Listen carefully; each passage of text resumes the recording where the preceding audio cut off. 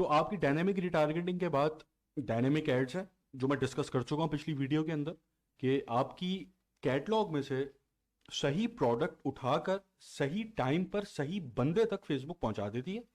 जो मैंने इस एग्जाम्पल के अंदर बात की थी, वो हो पाता है कैटलॉग की वजह से। तो इसलिए आप जो है डायनेमिक एड्स भी से आप चला सकते हैं कि आपने अपनी तमाम प्रोडक्ट फेसबुक को दे दी और फिर फेसबुक पे ये छोड़ा कि अब बताओ इसमें से कौन सी प्रोडक्ट के बिकने के चांसेस हैं।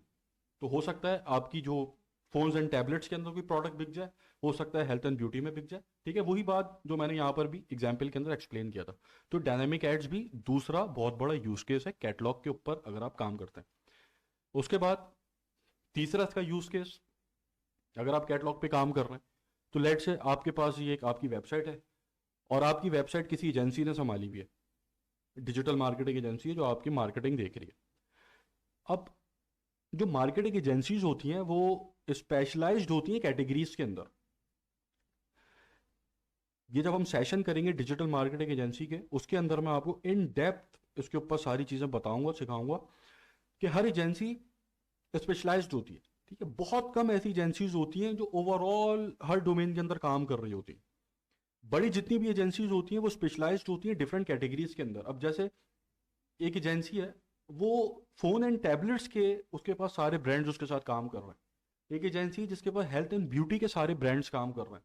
तो ये एजेंसीज अपनी अपनी निशेस के अंदर काम कर रही होती है। ठीक है, अपनी अपनी कैटेगरीज के अंदर इनकी फुल कमांड होती है। अब जैसे मैं एक एजेंसी के साथ काम कर रहा था और मैंने देखा यार मेरी फार्मेसी वाली जो कैटेगरी है ये एजेंसी सही हैंडल नहीं कर पा रही, तो मैंने किसी दूसरी एजेंसी को हायर किया।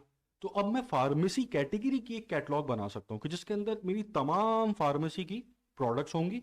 वो कैटलॉग मैं उस एजेंसी के साथ शेयर कर सकता हूँ कि भाई ये जो डिपार्टमेंट है मेरा, ये तुम देखो। अब यहाँ पर मेरे साथ दो एजेंसीज काम कर रही हैं जिसके साथ मैंने जो फार्मेसी की जो एक कैटलॉग बनाई थी वो मैंने दूसरी एजेंसी के साथ शेयर कर दी। तो मैं कैटलॉग बनाकर इस तरीके से अपनी प्रोडक्ट्स को शेयर भी कर सकता हूँ। ठीक है, जिसको हम देखेंगे आगे जब बिजनेस सेटिंग्स के अंदर किस तरीके से लेन देन होता है इन चीज़ों का, उसको समझेंगे। उसके बाद कलेक्शन एड्स हैं। ये भी बहुत पावरफुल चीज़ है कि जैसे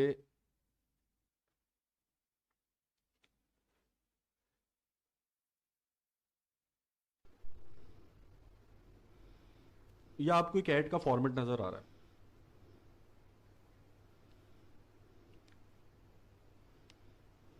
अब यहां पर आपको क्या नजर आ रहा है इस फॉर्मेट के अंदर?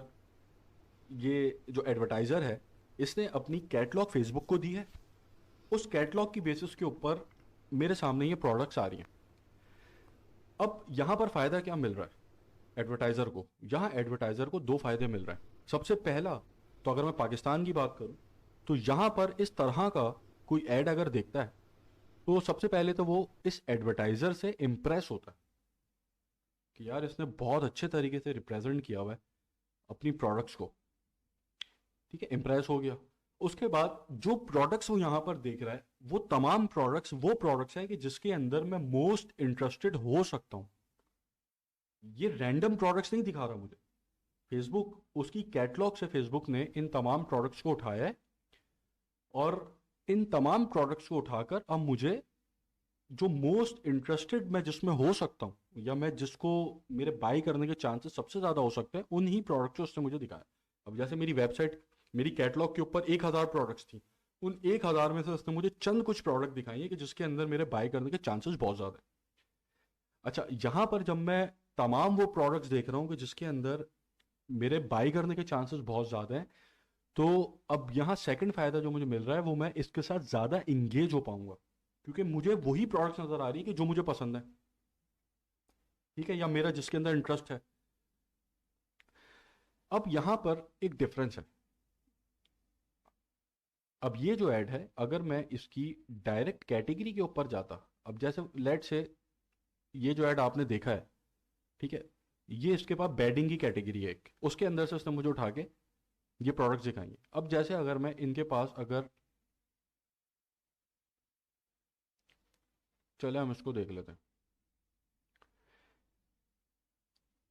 अब जैसे मैं इस कैटेगरी के अंदर आ गया, अब जो वेबसाइट मुझे प्रोडक्ट्स दिखा रही है वो वेबसाइट मुझे प्रोडक्ट ये देखकर नहीं दिखा रही कि मेरा इन प्रोडक्ट में इंटरेस्ट हो सकता है या नहीं हो सकता।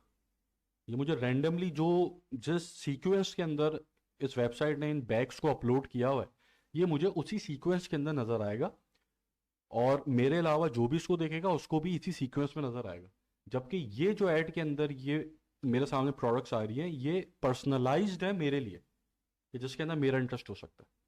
ठीक है, तो आप अगर कैटलॉग बनाते हैं, कॉमर्स मैनेजर पे काम करते हैं, तो आप इस तरीके से कलेक्शन एड्स भी बना सकते हैं। इसके अंदर भी डिजाइनिंग होती है पूरी, जैसे यहाँ पर आपको नजर आ रहा है पिक्स फॉर यू।